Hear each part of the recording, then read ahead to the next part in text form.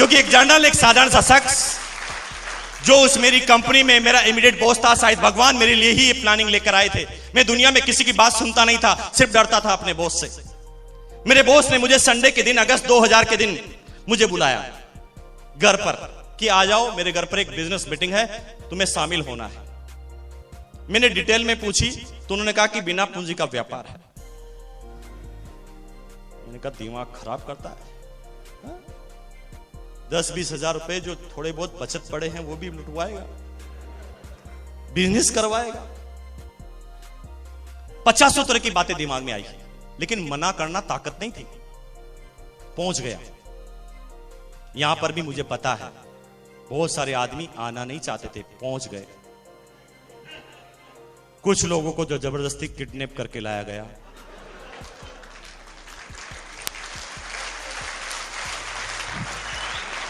कुछ लोग जो हैं बेचारे इसलिए आ गए होंगे कि मना करना उनके बस की बात ही नहीं थी, ऐसे आदमी ने उन्हें इनवाइट किया था। और कुछ लोग इसलिए आ गए होंगे कि 15 बार पहले मना कर चुके थे, आज कोई बहाना नहीं बचा था, क्योंकि अब तक उन्होंने फैमिली में सबको एक एक बार ऊपर पहुंचा दिया था बहाने के अंदर। आज ये हो गया, आज वो हो गया, आज ये हो गया। 15 बार लगातार बनाया होगा, आज 16 बार आना पड़ा होगा, मजबूरी। और कुछ लोग समझदार होंगे जो पिंड छुड़ाने के लिए आए होंगे। वो कहता है, रोज कहता है आरसीएम कर, चल आज चलता हूं, टाइम है मेरे पास, इतनी कमियां निकाल दूंगा कि तू भी छोड़ देगा, चिंता मत कर। अपने दिमाग पर भरोसा करके वो यहां पर पहुंच गए हैं। अब आप में से सोच रहे होंगे कि आप ये बात क्यों जानते हैं, क्योंकि मैं भी पहले दिन यही सोच के आया था।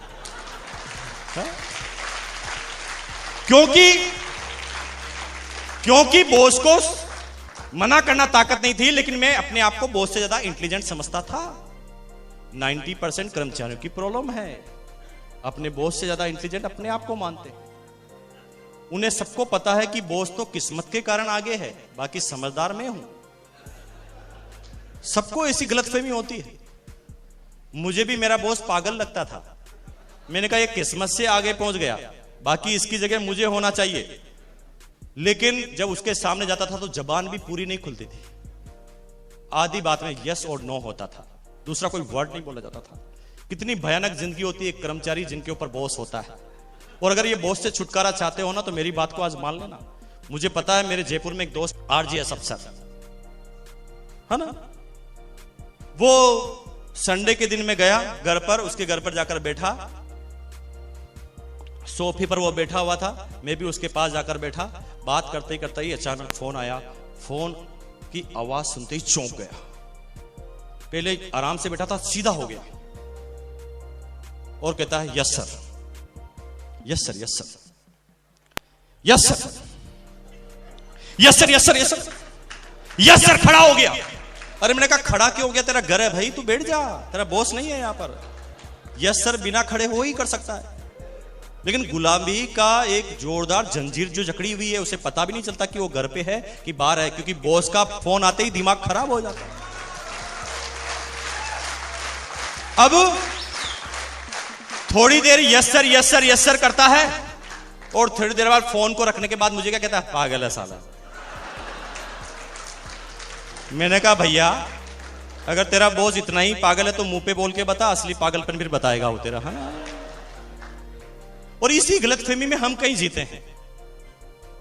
और मेरे साथ भी यही था। पहुंच गया पहले दिन, बैठ गया पीछे जाकर। एक आदमी आते ही कहता बजाओ ताली। मैंने कहा क्यों बजाऊं। नए आदमी को बड़ी प्रॉब्लम होती है, वो ताली मैं क्यों बजाऊं ताली। वो अपनी पूरी एनर्जी इस चीज पे लगाते हैं कि ताली नहीं बजाऊंगा। 50 बार बजाने की इच्छा होती तो भी वो कस लेता अपने आप को, नहीं बजाऊंगा। पूरी एनर्जी इस चीज पे लगा रहा है कि ताली नहीं बजाऊंगा। इतनी एनर्जी अगर बजाने में लगा दे तो सक्सेस हो जाए।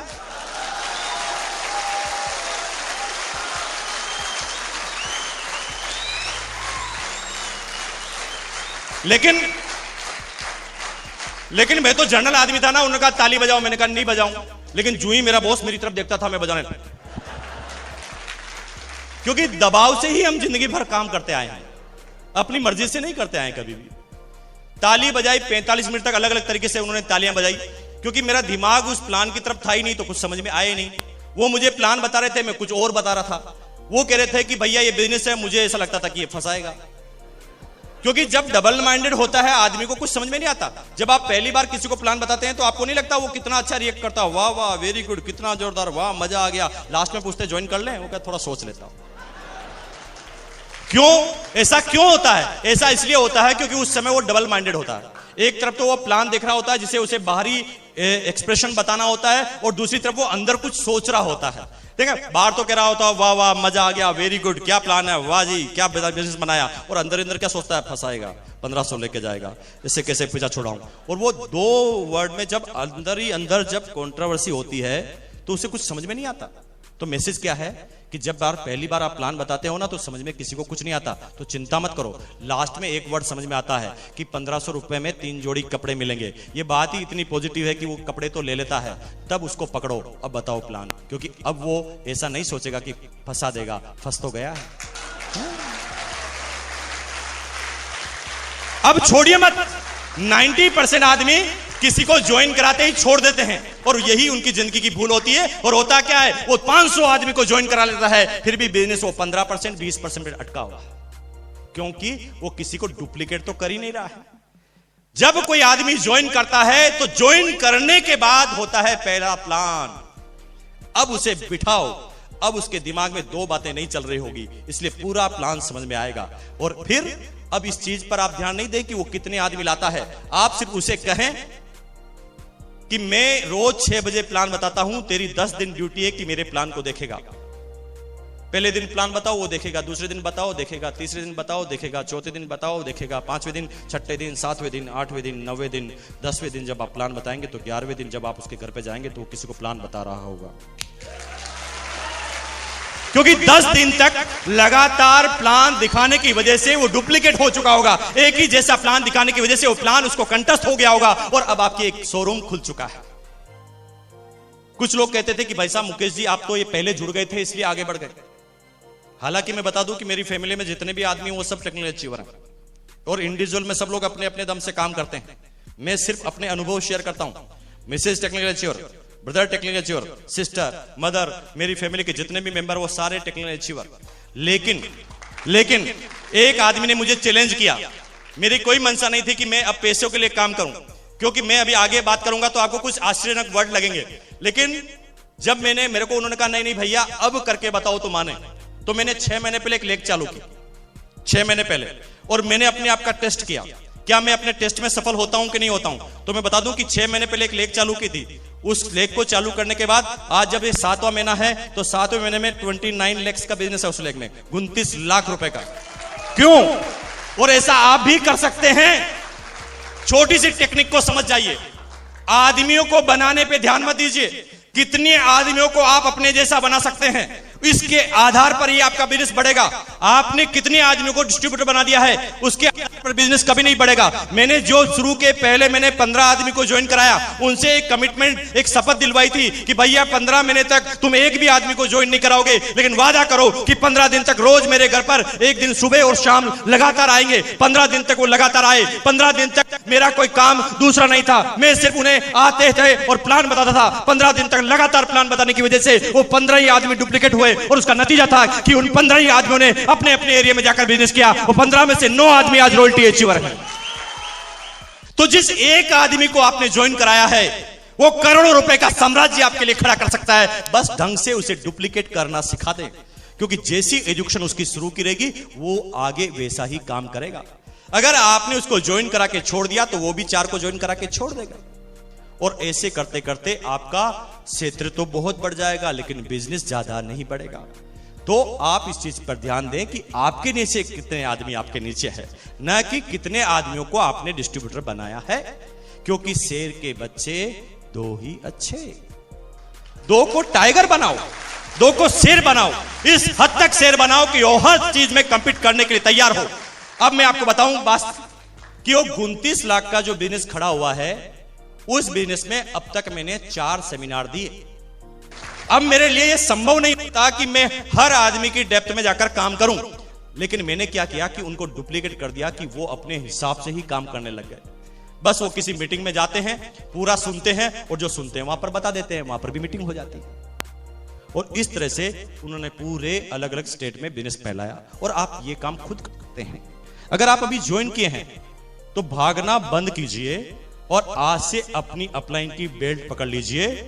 और मना करता है तो अपलाइन को कस के पकड़ लो कि सर मुझे 10 दिन चाहिए, मैं 10 दिन आपके साथ रहना चाहता हूं, उसके लिए मुझे क्या कीमत अदा करनी मुझे बताओ, लेकिन 10 दिन तक मैं एक भी मिनट आपको छोड़ने वाला नहीं। 10 मिनट तक मैं आपकी हर एक्टिविटीज पर नजर रखूंगा। 10 दिन तक आप क्या करते हैं मैं सारी चीज देखूंगा। और 10 दिन तक आप अपनी अपलाइन के साथ रह गए तो 11वें दिन वही अपलाइन आप बच गए। लेकिन इसका मतलब यह नहीं है कि अपलाइन से बिना पूछे उसके साथ लग जाए। नो, उसके टाइम के मुताबिक कि अपलाइनें बहुत सारी हो सकती है। क्या करते हैं पूरे दिन भर? सिर्फ ये चेक करना 10 दिन तक, और 10 दिन तक वो काम आप करने लग गए तो आप भी टेक्निकल पे पहुंच जाएंगे। सीधी सी बात। अब सिंपल सी बात हुई, मैंने बिजनेस को देखा, देखने के बाद 45 मिनट तक समझ में कुछ नहीं आया। लास्ट में सिर्फ एक बात समझ में आई कि 1500 रुपए देने पर 3 जोड़ी कपड़े मिलते हैं। ये बात ही अपने आप में इतनी पॉजिटिव थी कि मैं सोचने लग गया। मैंने घर पर जाके सोचा कि यार ये कौन सा बिजनेस बताया, दुनिया के सारे बिजनेस में बेचना पड़ता है, यहां पर खरीदना पड़ता है, उल्टा बताया। तो बात कुछ समझ में नहीं आ रही थी, लेकिन क्योंकि बात कुछ अटपटी सी लग रही थी और बात ऐसी लग रही थी जिससे कोई नुकसान नहीं होने वाला था, क्योंकि वो कपड़े देने की बात कर रहे थे। तो मैंने रात को, मेरा सबसे सर्वोत्तम मित्र है दिमाग, मैंने रात को अपने दिमाग से पूछा यार वो बॉस जो कह रहा उसे तुझे करना चाहिए? तो दिमाग ने कहा व्हाई नॉट, क्यों नहीं करना चाहिए। मैंने कहा क्या फायदे होंगे? तो दिमाग ने ठंडे दिमाग से जवाब दिया 2 फायदे होंगे। मैंने कहा पहला फायदा ये है कि अगस्त का महीना, अक्टूबर में दीपावली, कपड़े तो वैसे भी सिलाएगा, ले ले। मैंने कहा दूसरा फायदा? उसने कहा दूसरा फायदा ये है भैया कि देने वाला बॉस है और बॉस खुश हो गया तो इंक्रीमेंट भी लग जाएगा।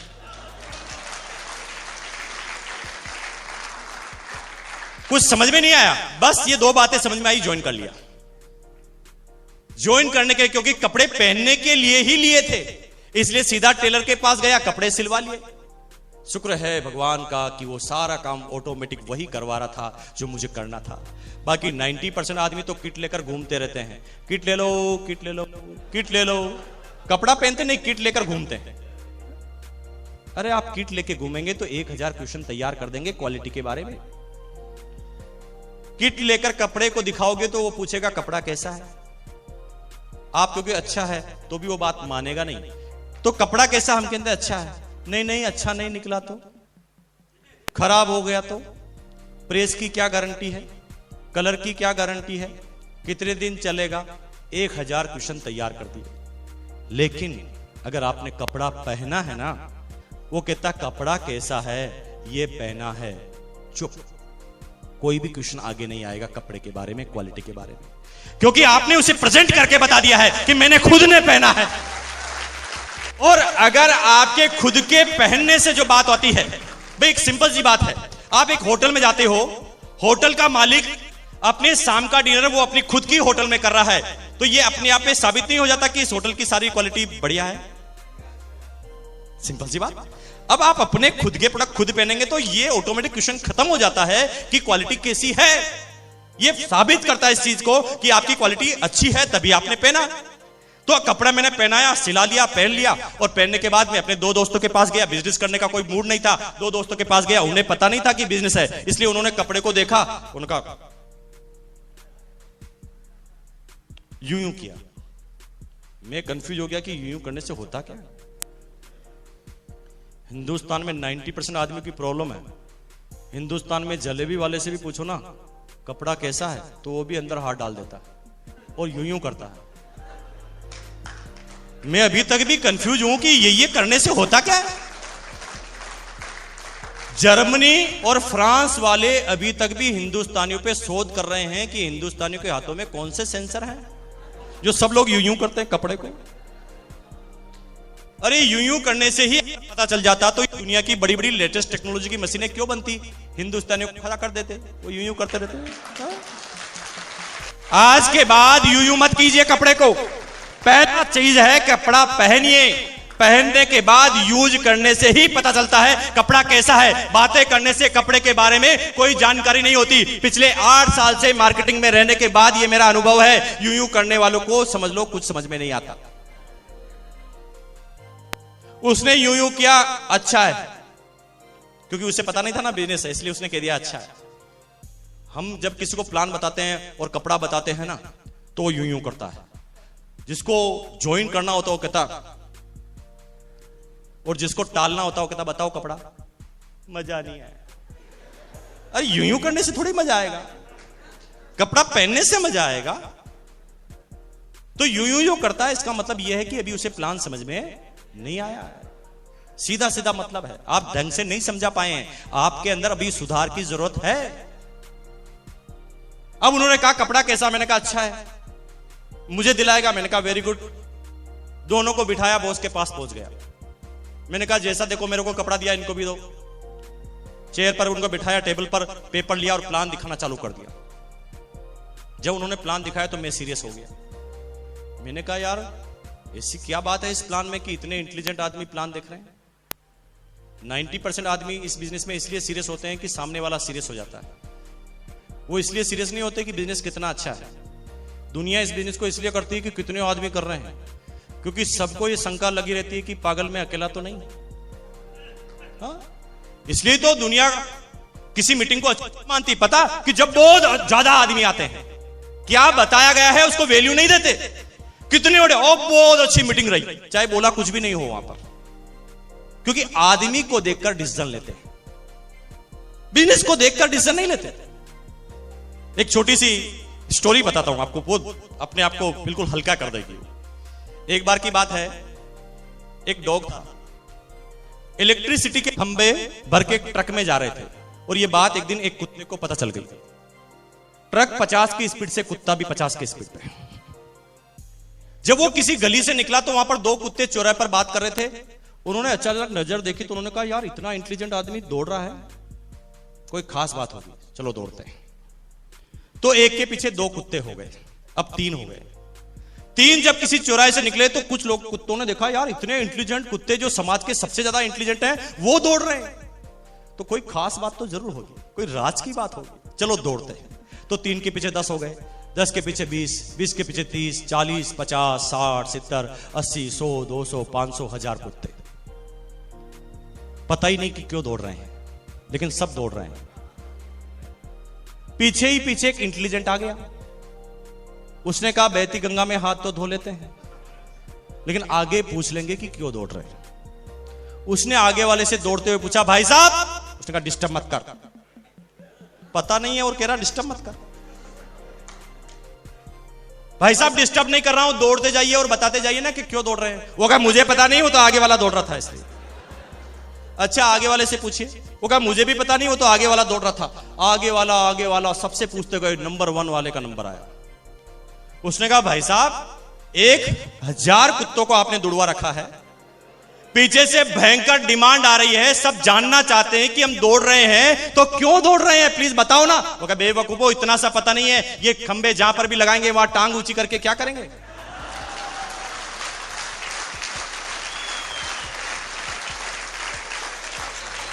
सब दौड़ रहे हैं, बिना मकसद के दौड़ रहे हैं। अब 2 आदमी जब सीरियस हुए तो मैं वहां पर सीरियस हुआ। मुझे लगा यार कोई ना कोई खास बात तो होगी। पहली बार प्लान देखा, और कहते हैं ना कि हिंदुस्तान में जब भी कोई पॉजिटिव काम होता है तो शंका पहले हो जाती है। होता कि नहीं होता आपके यहां पर? पॉजिटिव काम में शंका होती ना घर पे। अगर एग्जाम्पल क्रिएट करना है तो घर पे जाते ही अपनी पत्नी को बोलना आई लव यू, आपके ऊपर शंका हो जाएगी। वो सोचेंगे कि कहां गए थे आज, पूरी इंक्वायरी करो। हाँ? क्योंकि बात चाहे जितनी भी पॉजिटिव हो, जितनी ज्यादा पॉजिटिव होगी उतनी ज्यादा शंकाएं। अब जब वो 2 आदमी सीरियस हुए तो मैं पहली बार प्लान के लिए उनके पास बैठा, और जिंदगी में अब मैं पहली बार प्लान देखने लगा, क्योंकि अब ये मैं नहीं सोच रहा था कि फंसाएगा। Yes you got me. अब मेरी बात समझ रहे हैं आप? क्योंकि मैं फंस चुका था, अब मैं प्लान को ढंग से देख रहा था। मैंने कहा अब कि क्या खास बात बता रहे हैं, देखते हैं। और पहली बार जब मैंने ढंग से प्लान देखा तो देखते ही पता चल गया कि मुकेश कोठारी, ये एकमात्र ऐसा बिजनेस है जो तेरे लिए बना है, क्योंकि तेरे पास पैसा भी नहीं है और ये बिजनेस बिना पैसों का होता है। तेरे पास टाइम भी नहीं है और इस बिजनेस में टाइम आता है। तेरे पास सिक्योरिटी भी नहीं है और इस बिजनेस में सिक्योरिटी आती है। और ये तीनों काम तेरे के पास इस बिजनेस से आते हैं, इसलिए तुझे इस बिजनेस को करना चाहिए। और ये पहला दिन इस बिजनेस को ज्वाइन करने का। काम करना चालू किया। पहले दिन से काम करना चालू किया। पहले मैंने काम किया, अजीबोगरीब घटना हुई जो सबके साथ होती है। पहले मेरे पास 244 रुपए का स्टेटमेंट आया और डाउनलाइन में 512 के 2 चेक आए। कभी कभी आपके यहां पर होता है कि अपलाइन का चेक कम, डाउनलाइन का ज्यादा। कितने आदमियों के साथ हुआ? हाथ खड़ा के। चिंता मत करो, आप मेरी कैटेगरी के आदमी हैं, आप भी यहां तक आ जाएंगे। समझ में नहीं आई कि बिजनेस किस तरह का है। अपलाइन के साथ काउंसलिंग की, अपलाइन ने बात समझाई और 1 साल टिके रहने की सिस्टम के अंदर मुझे राय दी गई कि 1 साल तक लग जाइए, टिक जाइए, सीख जाइए। और शुरुआती 1 साल में इस बिजनेस में लगा रहा, हर कंडीशन में। शुरुआती 1 साल जो आज आपके साथ है ना, वो हमारे साथ नहीं था। आई फील जेलसी, क्योंकि आज आपको इस बिजनेस का हाईवे तैयार मिला है, सुपर एक्सप्रेस हाईवे। सिर्फ गाड़ी लगानी है और एक्सीलेटर दबाना है, ये 2 ही काम आपके लिए बाकी रह गए हैं। क्योंकि इस बिजनेस में अब आपके करने के लिए कुछ बचा ही नहीं है। क्या करेंगे आप? क्योंकि मैं अब आपके सामने बात कर रहा हूं 6 साल पुरानी और आज की। 6 साल पहले जब मेरी टीम और मेरी डाउनलाइन, मेरी अपलाइन ने जब इस बिजनेस को ज्वाइन किया था, तो आज की जैसे पहले कुछ नहीं होता था। आज 2-2 हजार आदमियों की सेमिनार होती है। अरे मुर्दे से मुर्दे को, नेगेटिव से नेगेटिव आदमी को भी इस सेमिनार में लाकर बिठाओ ना, तो थोड़ी देर बाद वो हिलने लगता है। लेकिन जब मैंने इस बिजनेस को ज्वाइन किया था, उस समय ऐसी कोई सेमिनार नहीं होती थी। आज आपके पास जब ज्वाइन करते हैं उसी समय 275 प्रोडक्ट्स। जब हमने ज्वाइन किया था तो एक प्रोडक्ट था शूटिंग। आज आपके पास 8 से लगाकर 9000 पिकअप सेंटर यानी 9000 शोरूम की लिस्ट आपके सामने पहले ही दिन होती है, जिसे आप लोगों को बता सकते हैं। उस समय जब हमने चालू किया था तो एक था भीलवाड़ा में, गुजरात में डिस्ट्रीब्यूटर बनाना है तो भीलवाड़ा से किट ले जाओ। आज आपके पास पिछले कंपनी के 6 सालों का इतिहास है। हमने जब चालू किया था तो 4 दिन का इतिहास था। आज आपके पास एक आरसीएम टाइम्स आता है जिसको दिखाते ही सामने वाला आदमी बेहोश हो जाता है। हमारे पास उस समय आरसीएम टाइम्स नहीं आता था। आज आपके पास आपकी अपलाइन के अनुभवों का खजाना बुक्स, टेप और सीडी के अंदर मौजूद है। हमने जब चालू किया था तो न बुक्स आती थी, न टेप्स आती थी, न सीडी आती थी। आज आपके पास यूं कहे तो क्या नहीं है? ऐसी कौन सी चीज जो चाहिए वो नहीं है? सारी चीज आपके पास मौजूद है, यानी हाईवे तैयार है। लेकिन हमारे पास ये सारी चीजें नहीं थी। 2 चीजें थी। पहला था कमिटमेंट, दूसरा था बिलीव।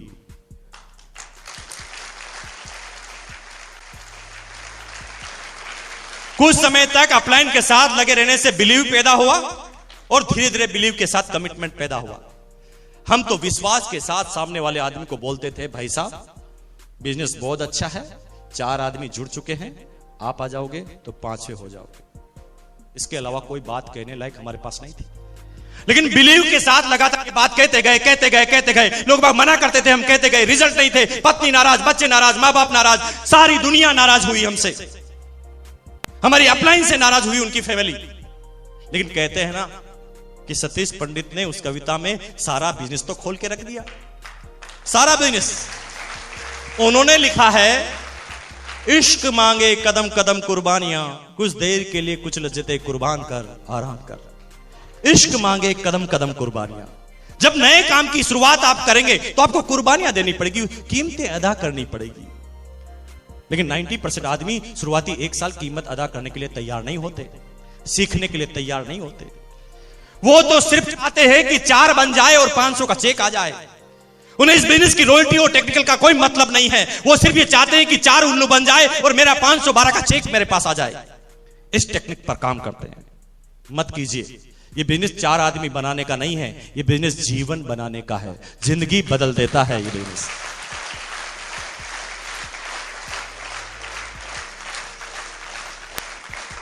लेकिन शुरुआती 1 साल आपको कीमतें अदा करनी पड़ेगी। आज जो आप 10,000 और 20,000 रुपए पर मंथ कमाते हैं ना, तो मैं आपको बता दूं, आपको याद दिला दूं कि 15 साल तो आपने पढ़ाई की है, एजुकेशन ली है, आपने फीस भरी है, स्कूल में गए हैं, कॉलेज में गए हैं, किताबें खरीदी है, उसके बाद आपने ट्यूशन फीस दी है और सारी कीमतें अदा करने के बाद आज 10,000 और 15,000 के आदमी आप बने हैं। लेकिन वहां पर 15 साल की एजुकेशन आपने ली है, 15 साल आपने कीमतें अदा की है। लेकिन ये ऐसा बिजनेस है जो सिर्फ 1 साल कीमत मांगता है। 1 साल तक रेगुलर मीटिंग में आना, इस क्लासों में आना, सीखना। 1 साल तक लगातार किताबें, टेप्स, बुक्स। 1 साल तक लगातार ऑफलाइन काउंसलिंग। इन तीनों चीजों को मिलाते हैं तो बनता है सिस्टम। और जब 1 साल के साथ हम सिस्टम में लग जाते हैं तो 1 साल जब हम कीमतें चुकाते हैं, कीमतें कौन सी? कीमतें बहुत सारी। हमारे घर में हम एडजस्टमेंट करते हैं। 100 रुपए हमारे बजट से निकालकर हम सेमिनार और टेप पे खर्च करते हैं, पहली कीमत। दूसरी कीमत, हमारे घर पर साला आता है और हमें मीटिंग में आना पड़ता है, दूसरी कीमत। हमारे रिश्तेदार के घर में शादी है और हमें फंक्शन अटेंड करना पड़ता हो, तीसरी कीमत। 1 साल तक वो कीमतें चुका देते हैं तो 1 साल बाद ये बिजनेस चाइनीज बंबू की तरफ बढ़ता है।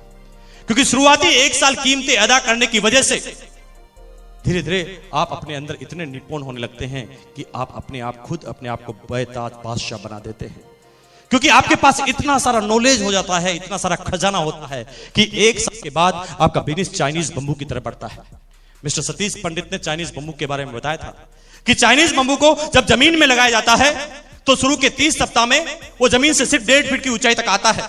उसकी प्रोग्रेस जमीन से ऊपर नहीं होती, जमीन से नीचे की तरफ होती है। जिस समय दुनिया के सारे पेड़ ऊपर की तरफ बढ़ते हैं, उस समय वो जमीन के नीचे की तरफ बढ़ता है। उसकी जड़ें मजबूत होती है, उसका फाउंडेशन, उसका आधार मजबूत होता है। जब शुरुआती 1 साल उसकी प्रोग्रेस जमीन के अंदर हो जाती है तो 30 सप्ताह तक 1.5 फीट, लेकिन 30 सप्ताह तक जब वो कीमतें अदा कर लेता है तो अगले 7 सप्ताह 7 वीक के अंदर वो पौधा 1.5 फीट से 80 फीट ऊपर जाता है।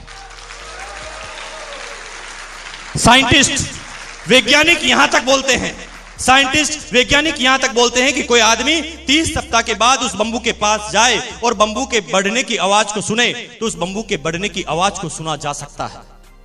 और ठीक चाइनीज बंबू की तरह बिजनेस काम करता है। शुरुआती 1 साल आपकी प्रोग्रेस जमीन से बाहर नहीं होती। शुरुआती 1 साल आपके बड़े रिजल्ट नहीं होते। ये बात आपको नहीं लगती तो मैं अभी आपको पूरी बात बता देता हूं। संजीव जी खड़े हो जाइए। कितना समय हो गया बिजनेस करते हुए आपको? 3 साल। 3 साल 40 महीने हो गए टोटल। अब मैं आपसे क्वेश्चन करता हूं, 40 महीने में आपकी टोटल इनकम कितनी है? 30 लाख। जोरदार ताली बजा दीजिए एक बार। अब मैं आपसे क्वेश्चन करता हूं, 40 साल में 40 महीनों में आपकी इनकम 30 लाख, लेकिन शुरुआती 1 साल की इनकम कितनी थी? शुरुआती 1 साल की इनकम 1 लाख और 2 साल की income 39 lakh. Is it clear? Clear हुआ? और पूछते हैं टेक्निकल चोर से, खड़े हो जाइए आप। कितना समय हो गया बिजनेस करते हुए? 3 साल हो गए। Total income 15.5 lakh. शुरुआती 1 साल की इनकम 33,000, 37,000, 37। शुरुआती 1 साल की इनकम 37 और अगले 2 साल की इनकम 14.5 लाख लगभग। Is it clear?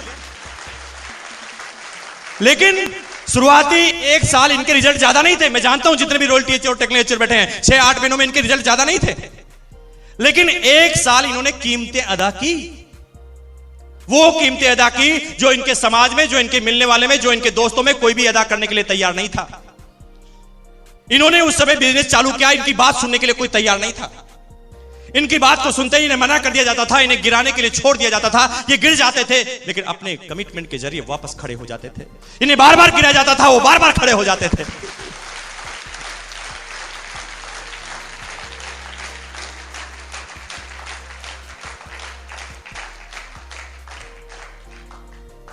गोता सिंधु में गोताखोर लगाता है, जा जाकर खाली हाथ लौट आता है, मिलते न सहजी मोती गहरे पानी में, बढ़ता धूना उत्साह इसी हैरानी में, मुट्ठी उसकी खाली हर बार नहीं होती कोशिश करने वालों की। शुरुआती 1 साल कमिटमेंट के साथ, और 1 साल जब कमिटमेंट के साथ बिता देते हैं तो ये बिजनेस कैसे बनता है पता है? 2 तरीके इस बिजनेस में, तीसरा कोई तरीका नहीं। या तो इस बिजनेस में करोड़पति बनो या फिर आउट, दूसरा कोई तरीका नहीं बनाया है इस बिजनेस में। करोड़पति बनो या आउट हो जाओ बिजनेस से, 2 ही तरीके बने हैं। करोड़पति कैसे बनते हैं? जब शुरुआती 1 साल जब हम कमिटमेंट के साथ ये काम करते हैं, कीमतें अदा करते हैं, तो हमारे आगे एक इंजन होता है जो मजबूत इंजन होता है, जिसके सारे हम ये बात सीखते हैं। लेकिन शुरुआती 1 साल जब हम कमिटमेंट के साथ गुजार लेते हैं, कीमतें अदा कर लेते हैं, तो हमारे पीछे भी कुछ कमिटेड साथी खड़े हो जाते हैं। हमारे आगे कमिटेड, हमारे पीछे कमिटेड, हमारे आगे एक इंजन, हमारे पीछे एक इंजन। अब हम चाहे डब्बे भी बन जाएं, अब आगे और पीछे वाला इंजन दिल्ली जाना चाहता है तो आप मना कर सकते हैं?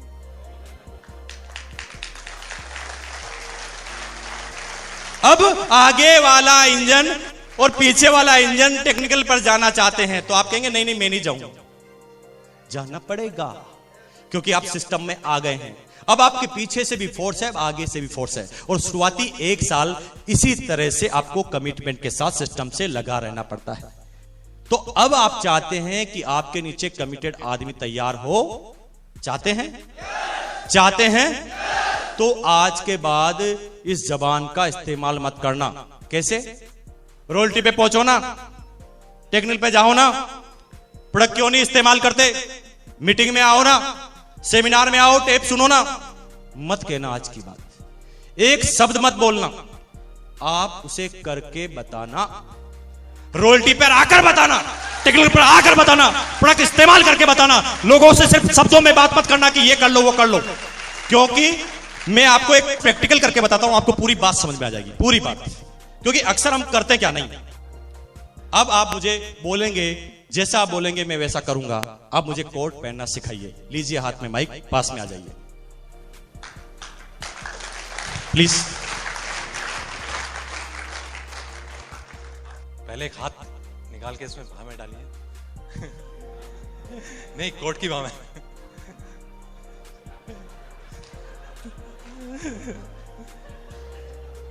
सीधा हाथ सीधी बाह में।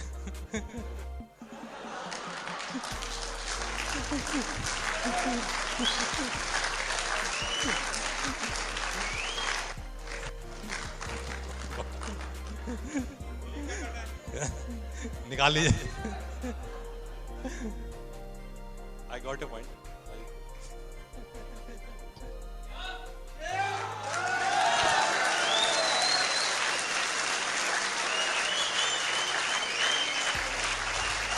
Thank you. यही सिंपल तरीका है एजुकेटेड करने का। अब इसे समझ जाइए कि महात्मा गांधी ने चरखा चलाया, पहले खुद ने क्यों चलाया? क्या वो ये निश्चय नहीं कह सकते थे कि भाई तुम चरखा चलाना, मैं जब तक लंच करके आता हूं? सबसे पहले उन्होंने करके दिखाया, और जब तक कोई काम आप करके नहीं बता सकते तब तक बोलना मत। आप किसी को बोलते हैं कि भाई तुम्हें आदमी नहीं मिलते क्या? ट्रेन में आदमी नहीं है क्या? बस में आदमी नहीं है? लेकिन जब वो आपकी डाउनलाइन आपके साथ ट्रेन में सफर कर रही है तब आपने किसी से बात ही नहीं की। कहां प्रैक्टिकल है? अब आपकी डाउनलाइन आपके साथ है तो बात करके बताइए कि ट्रेन में किस तरह से बात की जाती है। आपकी डाउनलाइन ऑटोमेटिक सीखेगी क्योंकि आप करके बता रहे हैं। बोलिए मत, शब्दों से मत बोलिए। ट्रेन में बैठे हैं, क्यूरियोसिटी पैदा कीजिए, सामने वाले से मुस्कुराइए, नमस्कार कीजिए। वो क्या कहेगा? नहीं मुस्कुराऊंगा। वो भी मुस्कुराएगा। थोड़ी देर पूछिए और आपका नाम क्या है, वो नाम बताएगा। वो सभ्य आदमी थोड़ी देर बाद आपका नाम नहीं पूछेगा। ये सुनो, क्या आपके यहां पर ऐसा नहीं होता? ऐसा ही होता। थोड़ी देर बाद बातें कीजिए, वाह क्या मौसम सुहाना है, कुछ भी बात कीजिए, और थोड़ी देर बाद पूछ लीजिए कि आप क्या करते हैं। वो बताएगा मैं रिटायर्ड हूं, तो बताइए। थोड़ी देर बाद वो नहीं पूछेगा आप क्या करते हैं। आओ बताता हूं क्या करते हैं।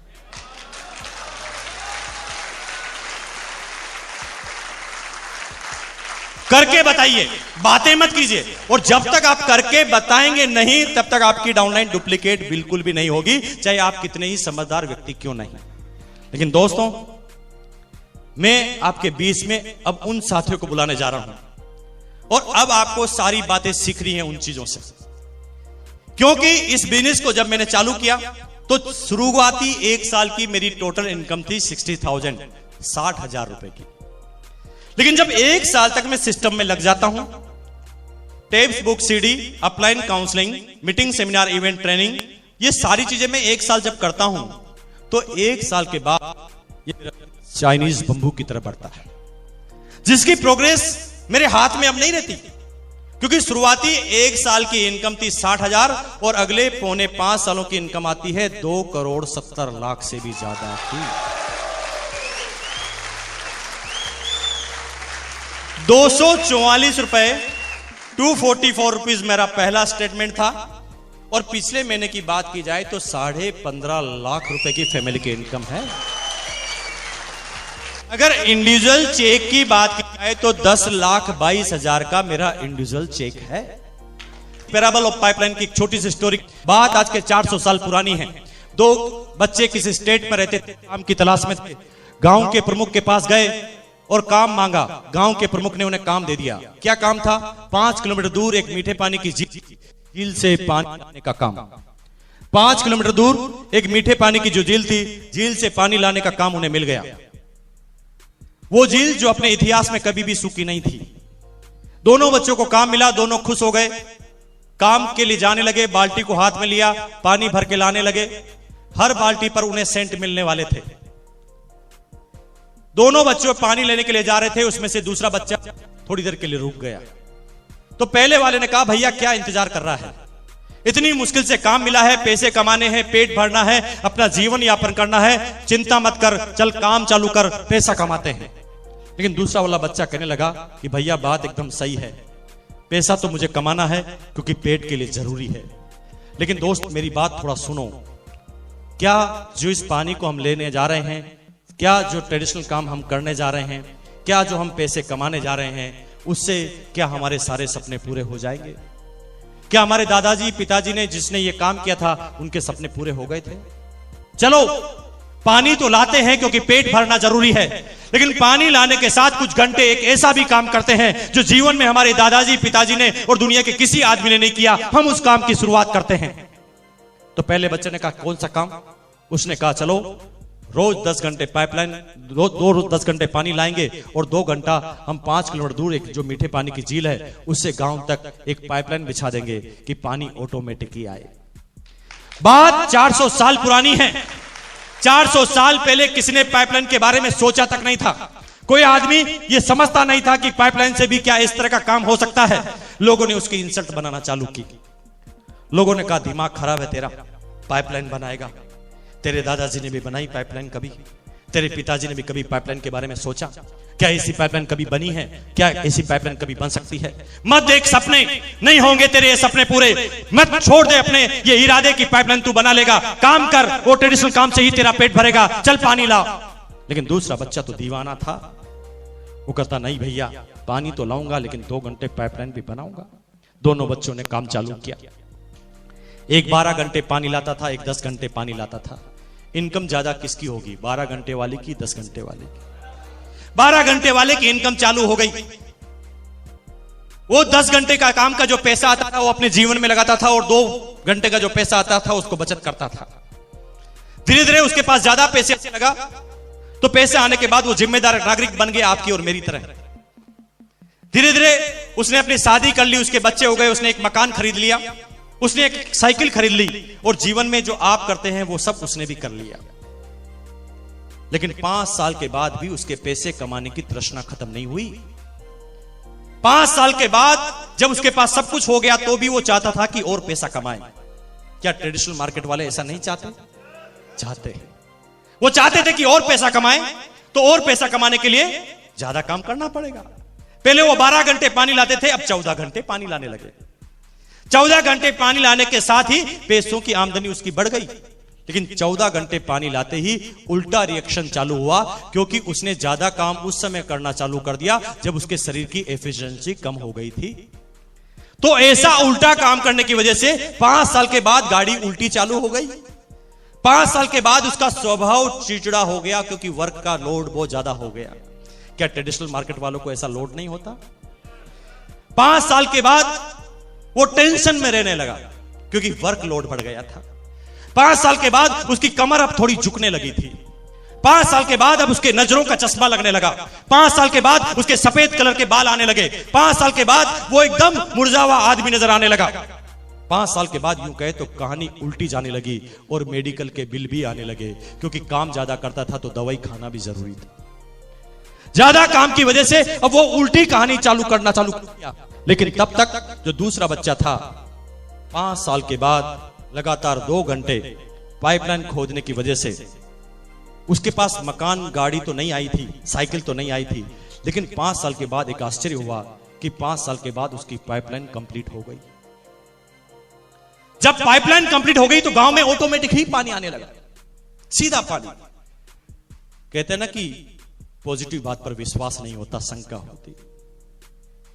3 दिन तक गांव वालों को विश्वास नहीं हुआ। उन्होंने कहा कोई भूत आत्मा का खेल है, ऐसा पानी कभी नहीं आ सकता। लेकिन 3 दिन बाद भी जब लगातार पानी आने लगा तो धीरे धीरे गांव वालों को विश्वास हुआ। गांव वालों को विश्वास हुआ कि ये तो पानी का परमानेंट सोर्स है। गांव वालों ने पानी लेकर चेक किया तो उन्होंने कहा कि यस, वास्तव में ये ओरिजिनल पानी ही है। धीरे धीरे गांव वाले उस पहले वाले बच्चे के पास गए और कहा कि भैया अब हम तेरे से कल से पानी नहीं लेंगे, क्योंकि तू तो बड़ा टाइम लगाता है। हम तो सीधा ही कनेक्शन लेंगे, पानी सीधा गांव में आता। अब दूसरे वाले बच्चे का पानी बिकने लगा, दूसरे वाले बच्चे का पानी बिकने लगा। लेकिन 5 साल उसने काम कर लिया, इसलिए अब उसके पास काम कुछ था ही नहीं। सुबह 8 बजे वो गांव के चौराहे पर आता, अपनी पाइपलाइन को पकड़ के खड़ा हो जाता। लोग बाग आते, पानी भर जाते, सिक्के डालकर चले जाते। कोई काम नहीं, पूरे दिन भर सुबह से शाम तक पानी की पाइपलाइन को पकड़ के रखना, लोग बाग पानी भर के सिक्के डाल के चले जाना। ये काम जब 6 महीने तक हुआ तो 6 महीने के अंदर ही वो उस गांव का सबसे अमीर व्यक्ति बन गया, सिर्फ पानी के दम पर। 2 साल के बाद वो पूरे स्टेट का सबसे अमीर व्यक्ति बन गया पानी के दम पर। फिर वो इतना बड़ा कॉन्ट्रैक्टर बन गया कि दूसरे गांव के आदमी भी उसे बुलाने लगे और कहने लगे कि हमारे गांव में भी आओ और पाइपलाइन बिछाओ। पाइपलाइन के दम पर वो दुनिया के सबसे अमीर व्यक्तियों की लिस्ट में शामिल हो गया। और फिर एक किताब लिखी गई, द पैराबल ऑफ पाइपलाइन। मैं आज सब एजुकेटेड सभ्य आदमियों से एक क्वेश्चन करना चाह रहा हूं, क्या हम भी कहीं वो बाल्टी से पानी लाने वाला काम तो नहीं कर रहे हैं? और अगर बाल्टी से पानी लाने वाला काम अगर हम कर रहे हैं तो आई एम सॉरी टू से कि जिस तरह से हमारे दादाजी के सपने पूरे नहीं हुए, हमारे पिताजी के सपने पूरे नहीं हुए, उस तरह हमारे भी सपने पूरे नहीं होंगे और हम भी अपने सपनों को दफना कर, अपने सपनों को अपने बच्चों को ट्रांसफर करके इस दुनिया से आउट हो जाएंगे। लेकिन आज मैं आपको यहां पर राय देने के लिए नहीं आया हूं कि आप सारे काम छोड़कर पाइपलाइन बनाना चालू कर देना। नो, मैं आपको एक इंटेलिजेंट भरी सलाह देने आया हूं कि अगर आप 8 घंटे 10 घंटे एक ट्रेडिशनल काम को करते हैं तो 2 घंटे परमानेंट काम कीजिए, पाइपलाइन बिछाने वाला काम भी कीजिए। क्योंकि 8 घंटे काम 2 घंटे पाइपलाइन, 8 घंटे काम 2 घंटे पाइपलाइन, 8 घंटे काम 2 घंटे पाइपलाइन, 8 घंटे काम 2 घंटे पाइपलाइन, 8 घंटे काम 2 घंटे पाइपलाइन, 8 घंटे काम 2 घंटे पाइपलाइन, 8 2 8 2 8 2 8 2 8 2 8 2 8 2 8 2 8 2 8 2 8 2 8 2 करते करते एक दिन आपकी पाइपलाइन जिस दिन कंप्लीट होगी ना, तो घंटों के कामों की इनकम को सेकंडों में क्रॉस करेगी। क्योंकि ये लड़का जो आपके सामने खड़ा है, आज के ठीक 5 साल पहले 6 साल पहले एक डिसीजन लिया पाइपलाइन बनाने का। उस समय हमारे दादाजी ने किसी ने पाइपलाइन लगाई थी, हमारे समाज में किसी ने पाइपलाइन लगाई थी, हमारे इस हिंदुस्तान में पाइपलाइन नहीं लगाई थी। उस समय पाइपलाइन लगाने का हमारी अपलाइन और हमने सोचा, शुरू में लोगों ने गिराया, लोगों ने मना किया, लेकिन जुनून के साथ पाइपलाइन बनाई। और ये पाइपलाइन जब आज कंप्लीट होती है तो जानना चाहते हैं कि एक दिन का कितना पानी इस पाइपलाइन में से आता है? जानना चाहेंगे भाई? काम कुछ नहीं है, मैं हर सिटी में जाता हूं, पाइपलाइन को पकड़ के खड़ा हो जाता हूं।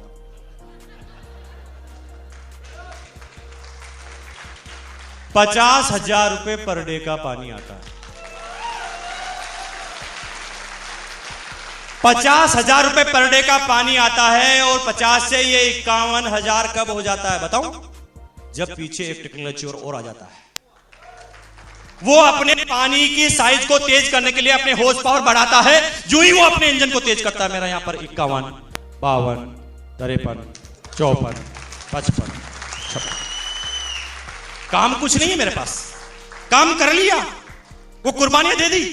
मुझे पता है कि जब उन दोस्तों की शादी में मैं नहीं जा पाता था, जब मेरी एनिवर्सरी में नहीं जाता था, मेरे दोस्त मेरे से 2-2 साल तक नाराज होते थे। जब मैं अपने रिश्तेदार की शादी में नहीं जाता था, वो मेरे से बात नहीं करते थे। लेकिन वो सारी जो कुर्बानियां देने की वजह से, जो पहले वो नाराज होते, उनको सबको मैंने मना लिया है। क्योंकि पहले जब मैं उनकी शादी में, उनकी एनिवर्सरी में जाता था तो 51 रुपए देने की भी औकात नहीं थी मेरी, और अब जाता हूं तो 11,000 रुपए का गिफ्ट चेक लेकर जाता हूं,